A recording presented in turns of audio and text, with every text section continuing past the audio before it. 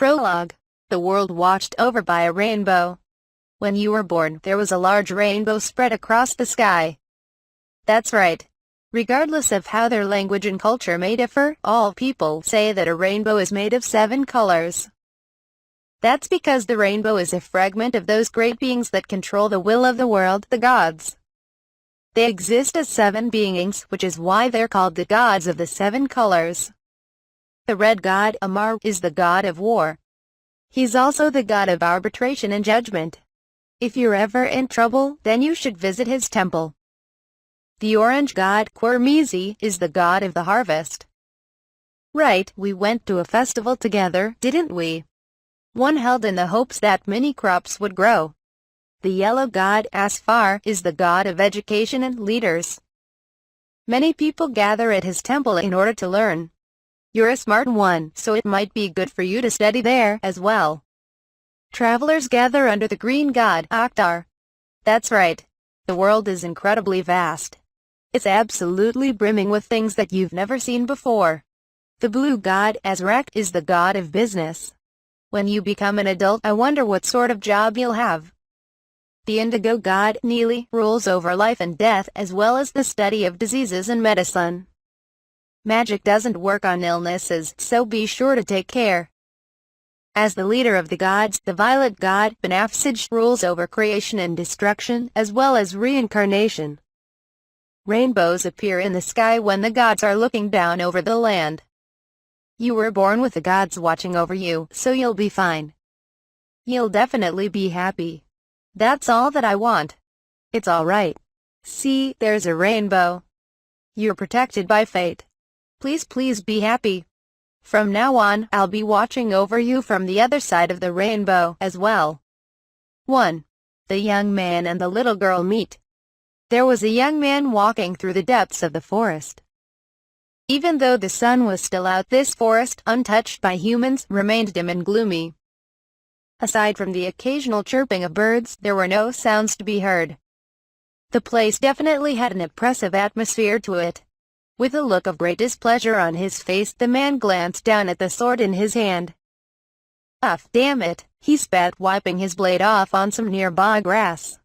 The sword was absolutely coated with a foul-smelling mucus. This is why nobody wanted to take this job. Man, I'm gonna need to wash myself off or something before heading back. When he saw the mucus was stuck to his leather coat as well, the look on his face grew even more pained. It hadn't been long since he'd gotten to the forest, having taken on a request to kill the frog-like magical beasts that had overpopulated it. While the task itself wasn't much trouble, as he had confidence in handling both his weapon and magic, the trip here and back was time-consuming. I took it on since I had time until my next job, but I guess this was a mistake, Hearing the splish-splash of his own sticky footsteps on the grass, he let out a sigh and drooped his shoulders. The main reason he'd taken on this job was because he could make the round trip from and back to the town he was currently based out of within the course of a day. He cursed himself for having made the decision so lightly. The work itself hadn't really been anything of note. It had been easy for him to find the colony the magical beasts had made in the depths of the forest, and wiping them out had been simple as well. If only he hadn't gotten coated in their bodily fluids and the mucus they spat up. The only saving grace was that the horrible stench had quickly numbed his sense of smell. But if he returned to town like this, even the gatekeepers he was friends with would be taken aback. In the town he was currently based out of, he was making something of a name for himself as an adventurer. He had just turned 18, the age at which one was considered an adult in this country, but back in his hometown, he had been treated as though he'd come of age ever since he turned 15. Because he'd decided on this occupation back then, he'd been able to build up a few years' worth of achievements and earn a reputation beyond what his youth would imply. His hair was black with a bit of light brown mixed in, and he wore a long coat made of magical beast leather. On his left arm was a magical device gauntlet. Those were the outward traits that people would use to describe the man named Aelreki. "O water, by my name, I order you to heed my call. Search. Water." He recited this spell, and his magic activated. Sensing the strong presence of water, Dale changed his route and pushed his way through an animal trail. As his field of vision cleared, he saw a small river running before him. Having found what he was seeking, Dale breathed a sigh of relief. He took off his coat and plunged it into the gushing water. This one good coat of his was endowed with magic, so the mass of mucus washed away. Because it repelled water, it would soon be dry, so Dale hung it on a nearby branch to air out. He stopped and thought for a moment. Dale looked over his body again and remembered the unpleasant smell and mucus. Thinking that he should wash himself thoroughly, he took off his stab-resistant tunic. He could afford to act so confidently because he knew the magical beasts and other animals in the forest proved no threat to him. His coat dried quickly enough, but his tunic and pants were still dripping wet. And so, Dale started a campfire, sat down on his spread-out coat in just his underwear, and began cooking the fish he'd caught while he'd bathed in the river. By the time the savory smell wafted through the air around him, his clothes had mostly dried. Keeping his eyes on the fish, Dale quickly slipped on his clothes. After all, he wasn't quite bold enough to enjoy a meal in his underwear in a place like this. That was when he heard a rustling sound. He figured it was a small animal drawn by the smell of his meal, but when he looked, he was shocked. A small child was staring at him from the other side of the thicket with their tiny head just barely peeking out from a bush. At first, Dale was surprised that he'd misread the presence he'd felt. Then, he was bewildered that he'd found a child aimlessly wandering around a forest filled with magical beasts. It was when he was thinking that there shouldn't be any villages around here that he realized something. There were curved black horns on top of the child's head. A devil, her. What a pain. He mentally clicked his tongue. Devils were an insular group, and they possessed the greatest abilities out of the 7 races. As for distinguishing physical traits, devils had horns on the top of their heads. Should I kill her? He figured that would be the quickest way to deal with this. Devils were nothing but trouble, after all. Dale grasped the handle of his sword tight, and then let go. He'd just finished washing himself off, and he didn't want blood splattering all over him. It was only a quick thought, but that was his reasoning.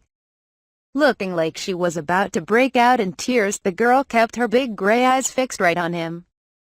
Having let go of his sword, Dale calmed himself down enough to observe the child, and that was when he finally realized why he felt so uneasy when he first saw her. One of the devil girl's horns was broken off at the base. Seriously? A kid like this is a criminal. Taken aback by this realization, Dale cringed at how ridiculous that would be. In the past, a fellow adventurer had told him one of the devil's customs. Devils considered their horns sacred, as they were symbols of their race. So when a devil committed a crime, one of their horns was broken off and the criminal was exiled. Even knowing that, Dale couldn't help but have questions. After all, the child before him was far too young to be capable of a crime. Devils had lifespans far longer than humans like Dale. And while he didn't know if human ages were equal to theirs, the height of the girl staring at him from within the bushes made Dale guess that she was about 5 or 6. She most certainly didn't look old enough to be capable of making her own judgments. Dale suddenly remembered the fish in his campfire when he realized that the devil child was glancing at it, and he hurriedly pulled out the skewer. It had gotten a little burnt. As he moved the skewer left and right, the child's gaze followed. It seemed he hadn't imagined it. She appeared to be quite interested in the fish as well. "Do you want some?" He'd feel bad about eating in front of her, like he was flaunting his meal. And because of that thought, he called out to the girl almost without thinking. At the same time, he dumbfoundedly wondered what he was saying. When she heard Dale speak, the child's gaze moved from the fish back to his face, and she tilted her head slightly. Asterisk asterisk. Asterisk asterisk asterisk her. Now it was Dale's turn to tilt his head. It was too quick for him to follow along, but he felt like he had heard that language somewhere before. If I remember right. He dragged out the words of the fellow adventurer who had taught him about devils from the depths of his memory. He said that the language of the devils was the same as the one used in spells, right? He decided that was it. Spells were words used to utilize the power of the phenomenon known as magic. The number of people who could employ spells were limited. It wasn't like everyone could use such words. But devils were apt at speaking them, and thus able to use them as their mother tongue. That was precisely why it was said that devils were all natural-born magic users. Then. Come, decide, need this?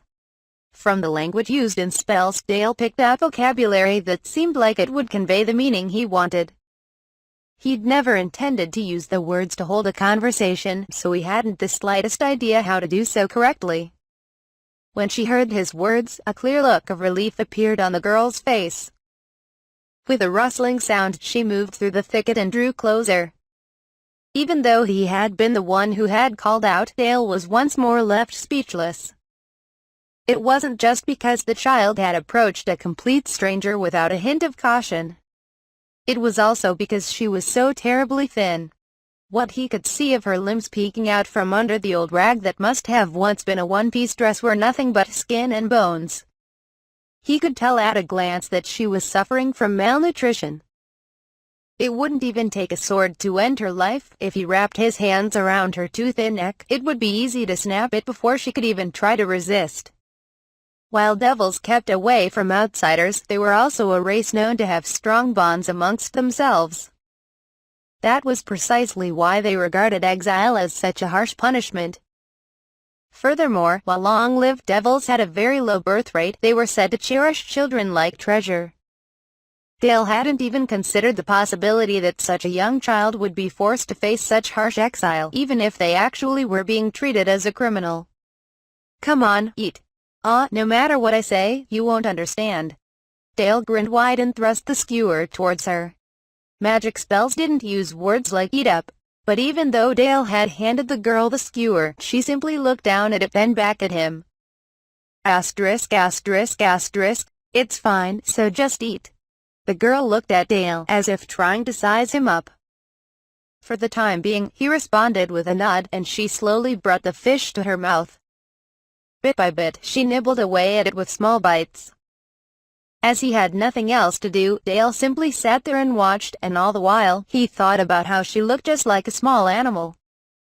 While he waited for her to finish eating the fish, Dale once more searched for words to use. Person, protect, you exist. It's not like it was certain just yet that the child didn't have a guardian. Carefully watching Dale and listening to his awkward wording, she replied even more slowly than she had before. Asterisk, asterisk, asterisk, asterisk, asterisk, asterisk, asterisk, asterisk, asterisk, asterisk, asterisk, Together, not here. Beasts, reject. Dale was only able to pick up broken fragments of meaning, but the expression on the girl's face was decidedly grim. After thinking a bit, she grabbed Dale's hand in her tiny grasp and pulled him along. Following as the girl continued through the forest step by tiny step, Dale continued to ponder the matter. Now that I think about it, it was just a sudden impulse that made me call out to her and give her the fish. What exactly do I intend to do next? Suddenly, the child stopped. Looking doubtful, she looked up at Dale. What? Up ahead? She pointed forward and shook her head. Asterisk, asterisk, asterisk, asterisk, beasts again? And not, is it? While thinking about what that meant, Dale stepped in the direction the child was pointing. And then, he stopped dead in his tracks. Even someone like Dale, who made his living by the sword, couldn't keep looking at the thing that was once a person lying before him. This is a devil, right? From the shape of the horns, a male. It was impossible to tell when he had died, and the cause of death wasn't clear, either. The wounds were simply too severe. There were so many magical beasts and animals in this forest that it was too hard to even tell if he had been attacked or if his body was torn apart after he died. Both of his horns are still there. Is he the kid's father? It's not like you could just abandon your exiled child and leave them all alone, after all. Was it all right to feel relieved about that? He thought back to the girl's words from earlier. Connecting them together, it was most likely her father's final order. You mustn't stay by my body. Before long, beasts will gather here. And a small child alone could not defend themselves against something like that. Aw, damn it. Now that I've seen this, I can't just leave her alone. Dale vigorously scratched his head with both hands. He'd pieced together the father's dying wishes. Even if the devil girl had indeed followed her father's orders and not stayed by his side, she had still managed to survive in that very forest until Dale found her. "Oh, you who belong to the earth, by my name, I order you shift according to my wishes." Ground transfiguration, Dale recited as he touched his hand to the ground next to the body. The earth suddenly caved in, leaving behind a single hole. Perhaps because she had heard his spell, the girl had drawn close to Dale's side and was looking at him timidly. Dale looked straight at her and spoke. "Let's at least give him a burial. Do you get it? Earth death person." After reflecting on his words, the girl suddenly gave a single nod. Dale worried for a moment about whether or not it was alright to let a kid see a body in such a horrible state, but this one seemed to have long since accepted the reality of the situation. As if she were saying her final farewells, the child stared straight at her father, not looking away for a second. Perhaps she had come to check on him now and again. The girl simply watched as Dale placed the body in the hole, then once more used magic to fill it. Asterisk asterisk asterisk. "You're saying thanks? Don't worry about it." Dale once again cast his spell, this time above the grave that he had just finished creating. Summoned by his earth magic, a pure white megalith appeared there. It was hastily made and he was unable to carve a name into it, but it was at least a proper grave now. Well, I guess this is fate, her. Standing behind the girl, who was still staring intently at the grave, Dale let out a sigh. "My name, Dale. You, name?" She turned around with a somewhat surprised look on her face. "Latina," was the single word of response that she gave. "Latina, is it? Latina, me, together, you, go." She looked truly shocked as she nodded her head in agreement. Looking once more at Latina, Dale saw she was only wearing clothes that looked like rags, broken down shoes, and a silver bracelet which looked to be made for an adult and was far too big for her. It really was impressive that the girl had been able to survive like this. She was definitely lucky that it happened to be such a mild season. When he buried Latina's father, Dale had looked for anything that could have helped tell him about where they had come from, but he wasn't able to find anything of note. He thought that at the very least, he'd like to give this child some sort of memento of her real father. If I let Latina walk, then the sun will end up setting," Dale said to himself while looking down at her, realizing that her stride wasn't even equal to half of his own.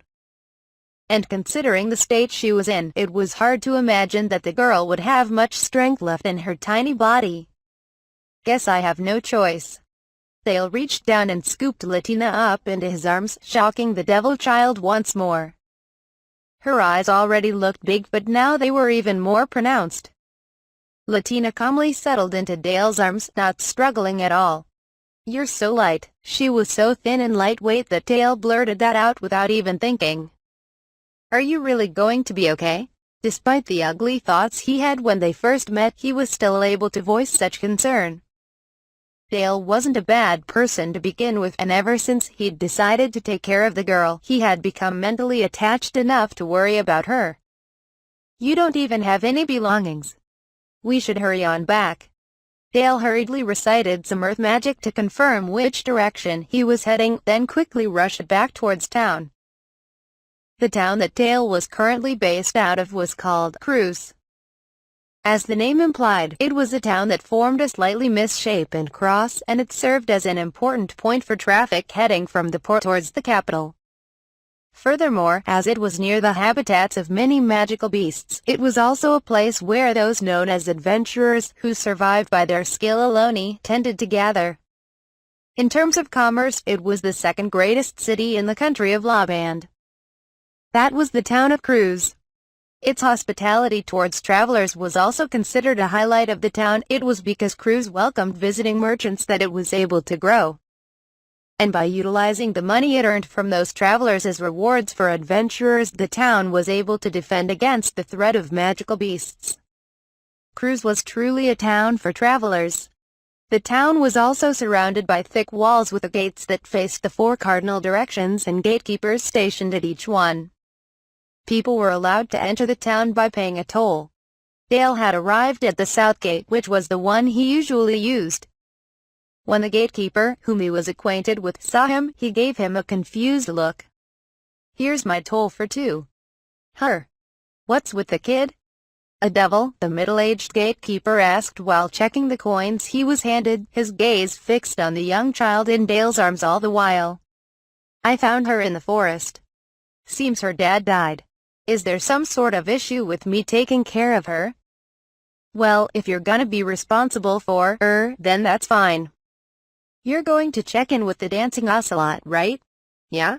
"Then it's fine." After frankly stating that, the gatekeeper let Dale and Latina through, then turned to face the next passerby. His reaction was just what Dale had expected. He knew his own name held a certain amount of clout, after all. He slipped through the gate into the southern section of town, which held the residential quarters and traveler-centric shops side by side. This was where Dale spent most of his time. He had no use for the elevated northern section and its nobles or the high-end residential area in the west. He did occasionally visit the eastern section, though, with its concentration of marketplaces and shops, as well as quarters for merchants. Imar was the principal deity for the country of Laban, and as such, the color red was valued highly there. That was clear just by looking at the streets of Cruz. For example, the walls of the rows of buildings were built out of gray stones that were then painted and plastered many different hues, but nearly all of the roofs were a vivid red. Not only was it a way of requesting that the buildings themselves be granted the gods' divine protection, it was also said to be a way of telling the gods high up in the heavens that that was where their humble servants were. Though this may have been the rougher part of town, it was still bustling with energy. It was around the time when the sun was setting, so there were people hurrying home, looking for lodgings for the night, wanting to spend the day's earnings on food and booze, selling food to travelers. A great number of people of all sorts were coming and going through the area.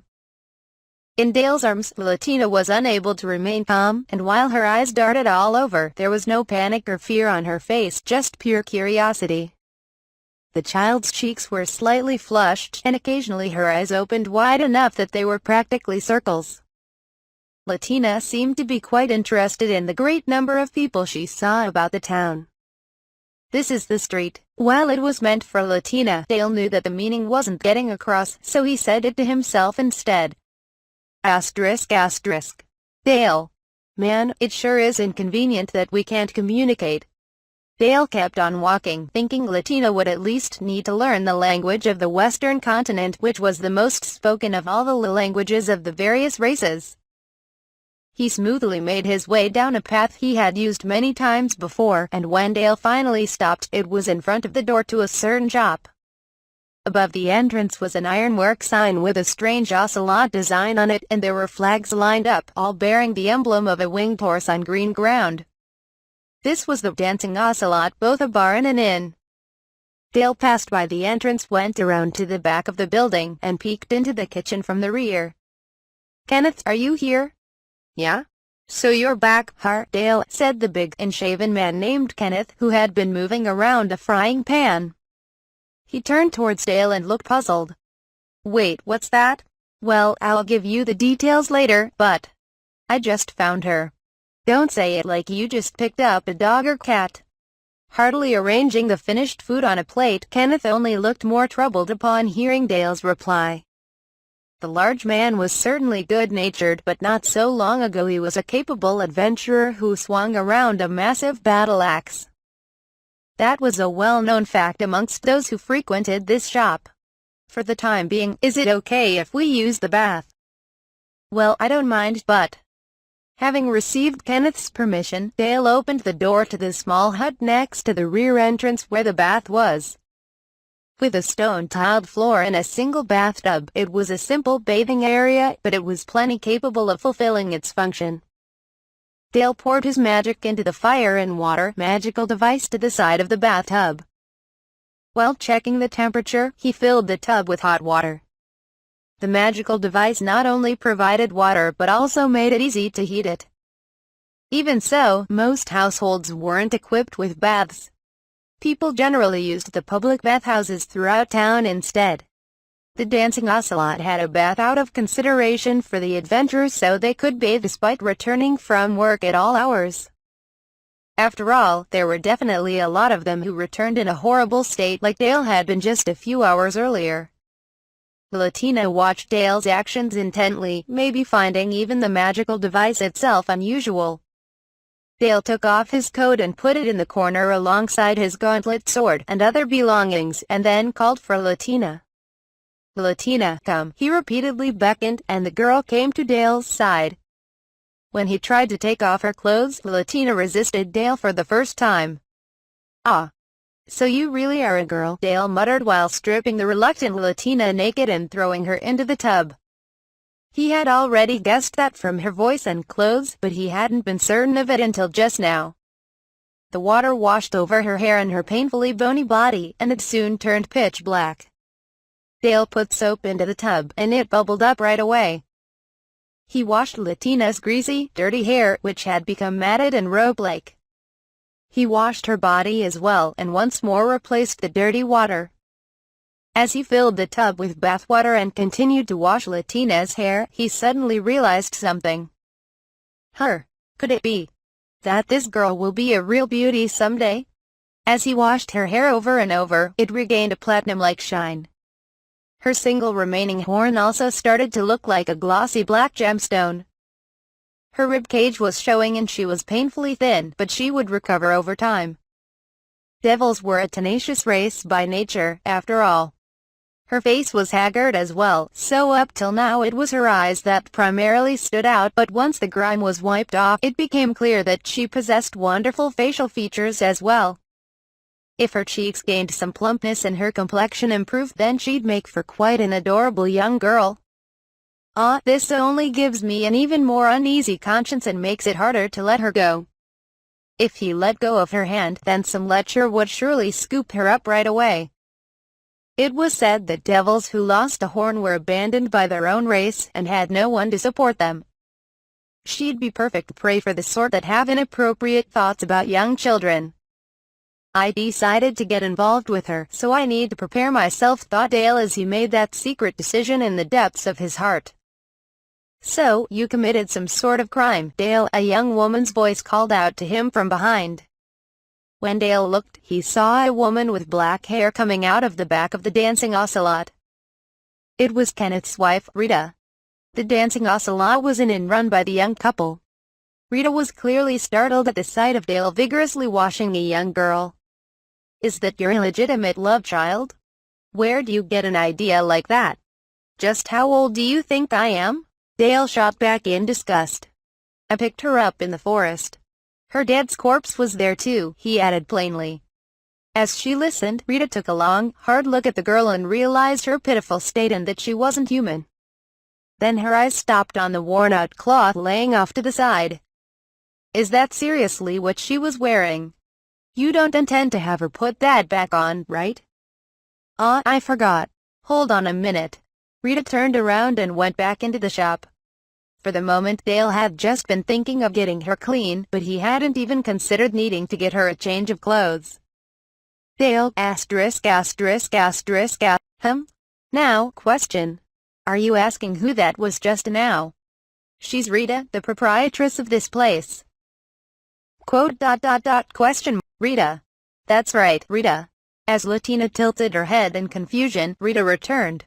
She was holding a piece of cloth, along with all sorts of other items. "Now that I look, you didn't even bring anything to dry her off with, did you? Use this. And these are my old clothes, though I think they may be a little too big for her." "Oh, and underwear. Right, sorry about that. Thanks, Rita." Dale looked hesitant as Rita tactlessly thrust a pair of underwear at him. "What's with that expression? They're freshly sewn and brand new." "It's not like I'd try to give you second-hand underwear to put on her," Rita said bluntly. That was the sort of woman Rita was. Perhaps she needed to be in order to run a shop that served adventurers. Dale lifted Latina up out of the tub and wrapped her up in the soft cloth Rita had given him. While he was still drying her off, Latina pointed a finger at Rita. Dale, Rita. Yeah, that's right. Rita, Latina. Latina then pointed at herself and gave Rita a quick bow. Oh wow, how impressive, introducing yourself like that. Rita squatted down to Latina's eye level and smiled wide. The proprietress was fond of children by nature, and Dale knew that she and Kenneth were hoping to be blessed with a child soon. Rita, Latina only understands the devil language. Is that so? Then how have you been talking to her? The words used in spells are the same, so I've been able to manage by picking out words that fit. So, what are you planning on doing with her? I was hoping to use the shop's Oktar's message board to look into things to start with. Latina put on the clothes she was handed, without needing Dale's help. It seemed that she could at least manage that much by herself. She was apparently more level-headed than she looked. She wouldn't have been able to survive in such a harsh environment otherwise, after all. While Latina finished changing, Dale carried his baggage into the shop through the back entrance. As she didn't have a change of shoes, he picked her up again once she was done. Following Rita through the rear door, they passed through the kitchen and came into the front of the store. There were a decent number of customers eating, so it was still moderately busy. The shop was naturally busiest before noon and after sunset. At the moment, Kenneth was still handling the shop by himself. Dale sat down at the corner of the counter and faced Rita. Now then, what did you want to look up? Her name is Latina. A devil. Let's take a look with those terms. There may be a search out for her, after all. Right, we need to do that. Rita gave a nod from the other side of the counter and slid her hand over the item known as Oktar's message board. La Sajal Yanati. The board glowed with pale green light in response. Though her eyes were pointed straight at the board, it seemed as though Rita was looking somewhere far, far away, searching for something distant. There's not any information meeting those criteria. I'll try searching again using her physical traits as well just in case, but... Please do. The Oktar's message board Rita was operating was the shop's greatest asset. Oktar was the god who offered protection to travelers, who in turn controlled the flow of information. And so Oktar's temples had become a place for the gathering and management of all sorts of intel and knowledge. The god's priests and ministers were able to use far more powerful data transmission magic than that of the normal populace, the primary reason being that they had the power of divine protection. Thanks to this, the temples of Oktar were able to share the same information even if they were in different regions, and some of that information was shared throughout the towns as well. The points of contact for that transmission were places that flew flags with Oktar's crest, a winged horse on green ground, the way that this shop had him up outside. According to one theory, temple priests and ministers wanted to concentrate on gathering information and found it annoying to deal with people's requests for data, so they entrusted the whole process to outsiders. Because Oktar priests were rather eccentric, this explanation had a ring of truth to it. The information spread to the towns primarily concerned top news from around the world, new discoveries, and inventions.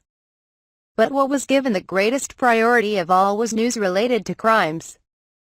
People who committed serious crimes were considered wanted the whole world over.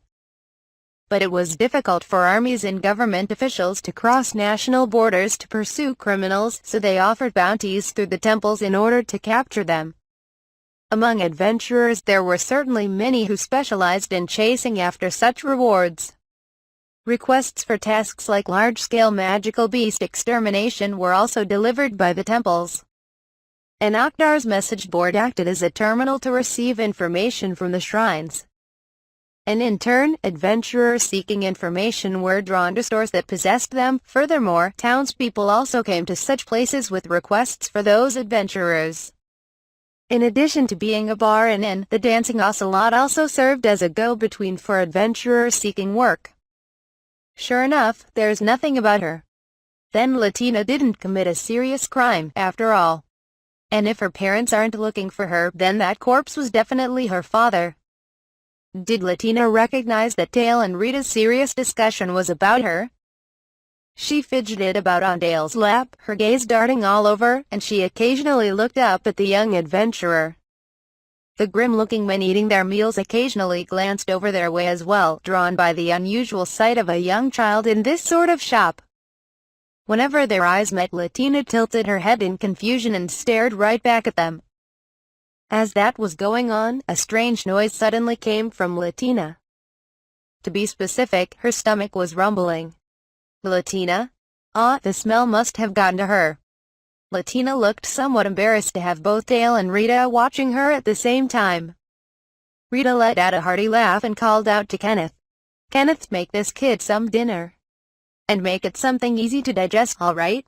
"I'll take some too, if you don't mind," said Dale, and then he moved from the counter to a table. Since the table was too high for Latina, he had her sit on a small box on top of the chair to help boost her up, and then brought over his own chair and sat down next to her. "So, what are you planning on doing with her?" Dale asked Rita.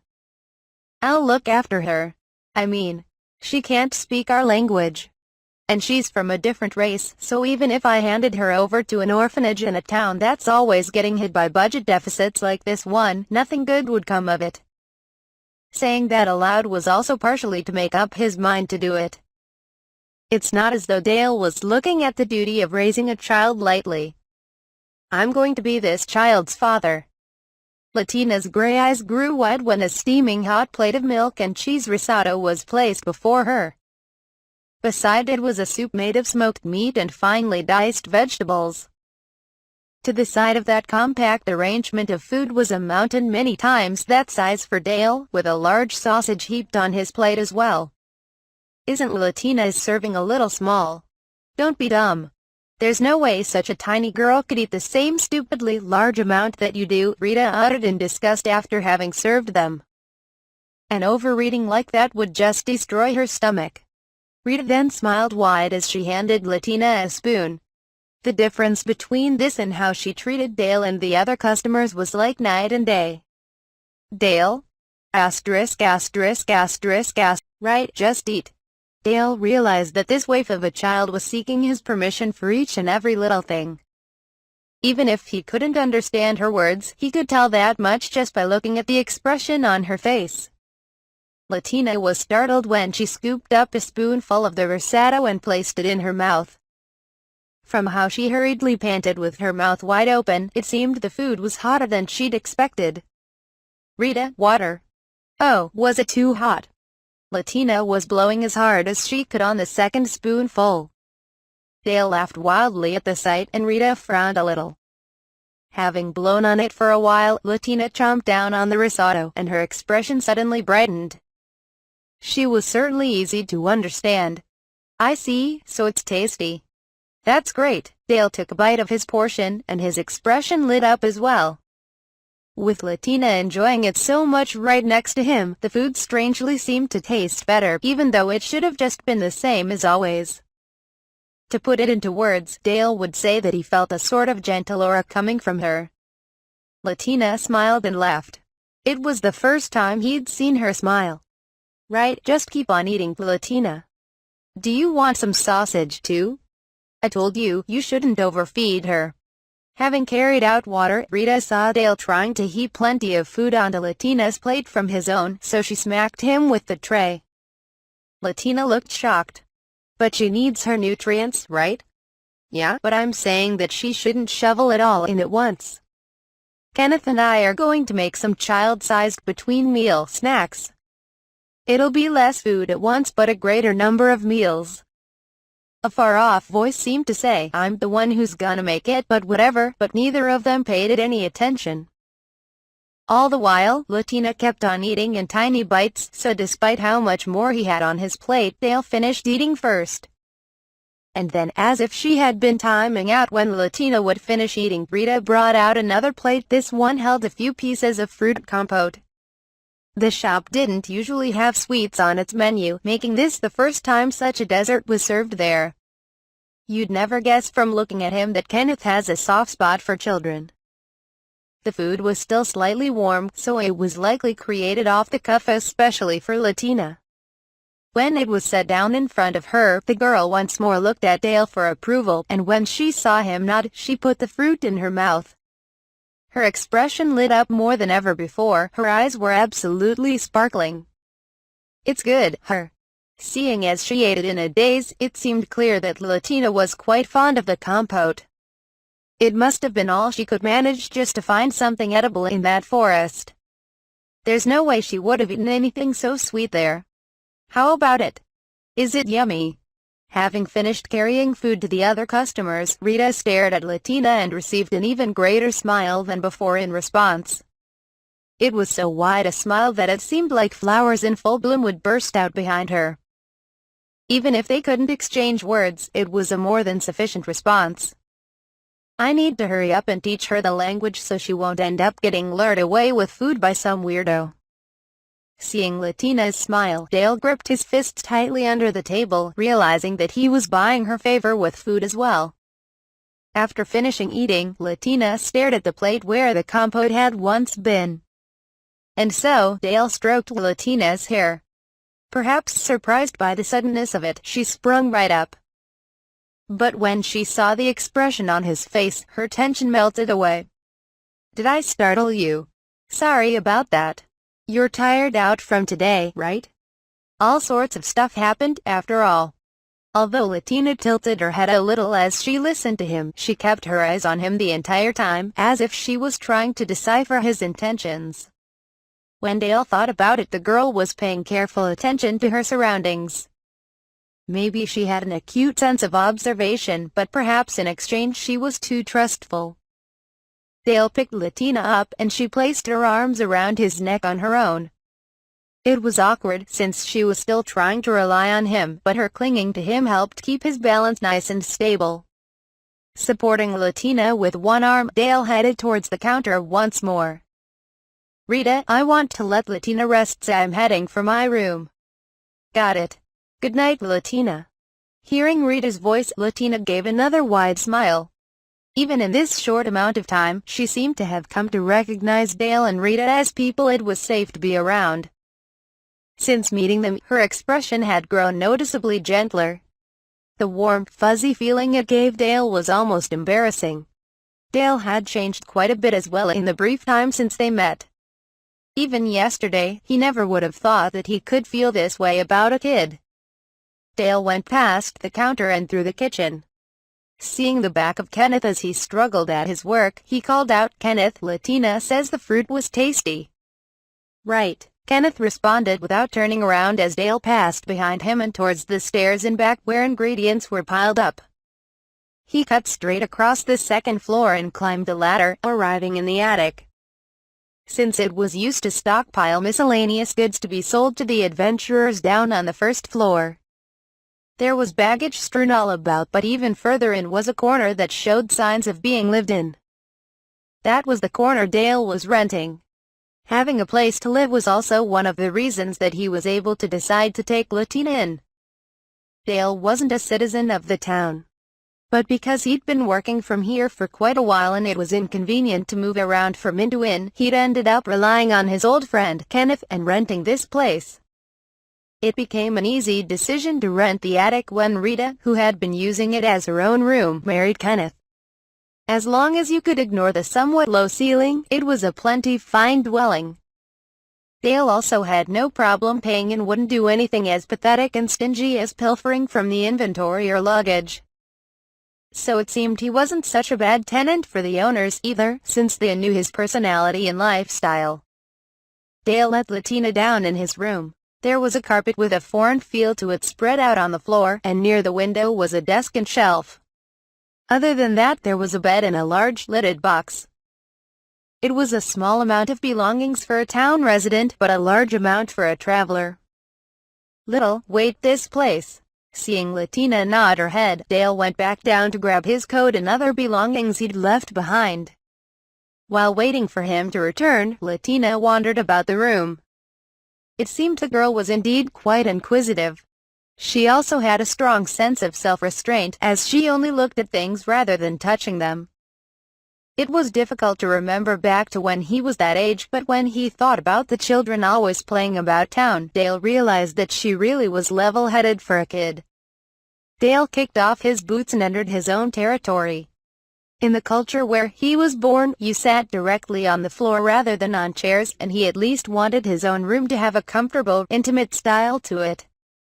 That was also why he had a rug with the feel of his old home spread out, and he didn't want to dirty it. He hung his coat up next to the box, then placed down his luggage. His weapons went on top of the shelf near his bed, as they usually did. Dale opened the window and let in fresh air, then took off his stab-resistant tunic as well as his heavy pants. "Come here, Latina." Picking up on the meaning from his beckoning hand gesture, Latina obediently came closer. Dale then got into the bed, bringing her along with him. Compared to his normal routine, it was still pretty early to go to bed, but an adventurer's ability to rest when they needed to was an indispensable skill, so it was no trouble for him to sleep now. He was worried about what he was going to do if Latina didn't like this, but she obediently snuggled down next to him and curled up like a kitten. It wasn't long until she nodded off. She really was tired. She still drifted off, even though she's surrounded by people she doesn't know and doesn't understand our language or what's going on. Dale stroked Latina's hair and felt so calm that he even surprised himself. It was strange that he felt this way, even though he had only just decided to become her parent. It may not be so bad to live together with someone else like this, Dale thought, falling asleep while feeling a warmer body next to his own. Before long, Latina woke Dale up with a barrage of tiny blows, her face as white as a sheet. The word that Latina ended up asking to learn first was bathroom. And incidentally, Latina was able to maintain her dignity.